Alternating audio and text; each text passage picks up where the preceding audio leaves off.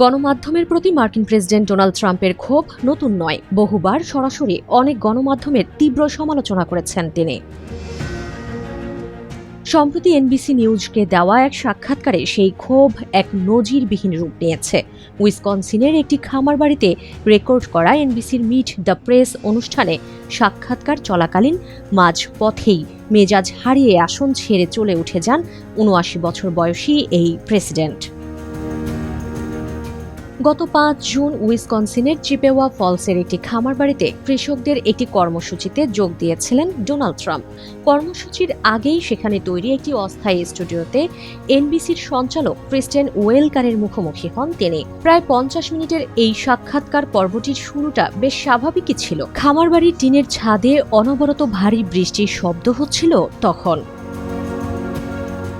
গোলমালের সূত্রপাত হয় যখন সঞ্চালক ক্রিস্টেন ২০২০ সালের মার্কিন প্রেসিডেন্ট নির্বাচনে ট্রাম্পের বহুল আলোচিত কারচুপির প্রসঙ্গটি তোলেন।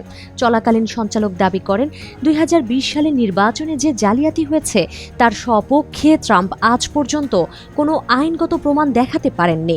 জবাবে ট্রাম্প বারবার জোর দিয়ে বলতে থাকেন তার কাছে শত শত প্রমাণ আছে। এ নিয়ে দুই পক্ষের মধ্যে বেশ কিছুক্ষণ তীব্র যুক্তিতর্ক চলে।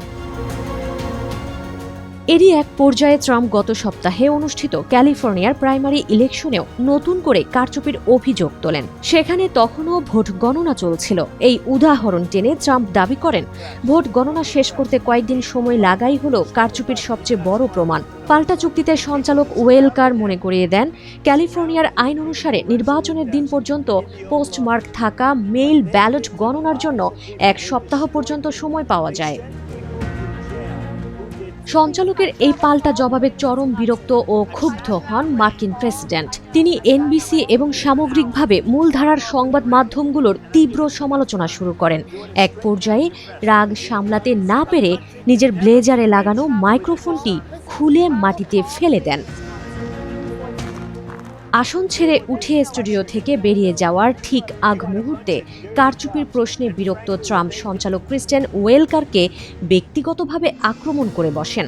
তাকে অত্যন্ত রূঢ় ভাষায় বলেন, আপনি হয় অত্যন্ত কূটবুদ্ধির লোক, না হয় আস্ত বোকা। এবার এখানেই শেষ করা যাক, অনেক হয়েছে, ধন্যবাদ ডার্লিং।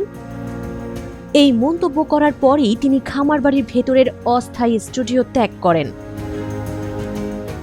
এই নাটকীয় ঘটনার পর এনবিসির মুখপাত্র বা হোয়াইট হাউস কোনো পক্ষই তাৎক্ষণিক আনুষ্ঠানিক কোনো মন্তব্য বা প্রতিক্রিয়া জানায়নি। তবে স্টুডিও থেকে বেরিয়ে যাওয়ার পর কৃষকদের নিয়ে আয়োজিত গোলটেবিল বৈঠকে যোগ দিয়ে ট্রাম্প নিজে এই উত্তপ্ত বাক্য বিনিময়ের কথা স্বীকার করেন।